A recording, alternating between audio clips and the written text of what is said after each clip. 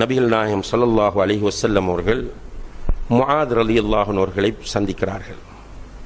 சந்தித்து அவரை பிடித்து அவரிடம் சொன்னார்கள், முஆதே, நான் உன்னை நேசிக்கிறேன் என்றார்கள்.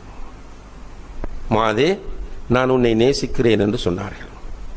அப்போது முஆத் ரலியல்லாஹு அன்ஹு அவர்கள் சொன்னார்கள், அல்லாஹ்வின் மீது சத்தியமாக யா ரசூலல்லாஹ், நானும் உங்களை நேசிக்கிறேன் என்று சொன்னார். ரசூலுல்லாஹி அலைஹி வஸல்லம் அவர்கள் அப்போது அவரிடம் சொன்னார்கள், முஆதே,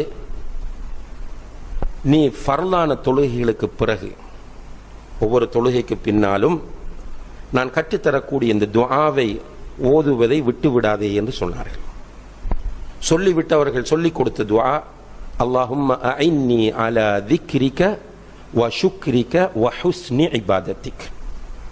சில நேரங்களில் முன்னால அந்த தொழுகை துஆக்கள் தொங்க விடப்பட்டிருந்தால் அதில் இருக்கும் பள்ளிகளில், அல்லாஹும்ம அஇன்னி அலா திக்ரிக வ ஷுக்ரிக வ ஹுஸ்னி இபாதத்திக்.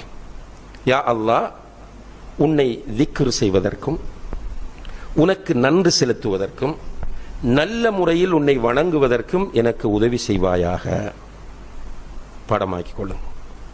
அல்லாஹும்ம அஇன்னி அலா திக்ரிக வ ஷுக்ரிக வ ஹுஸ்னி இபாதத்திக். யா அல்லாஹ், உன்னை திக்ர் செய்வதற்கும் உனக்கு நன்றி செலுத்துவதற்கும் உன்னை நல்ல முறையில் வணங்குவதற்கும் எனக்கு உதவி செய்வாயா.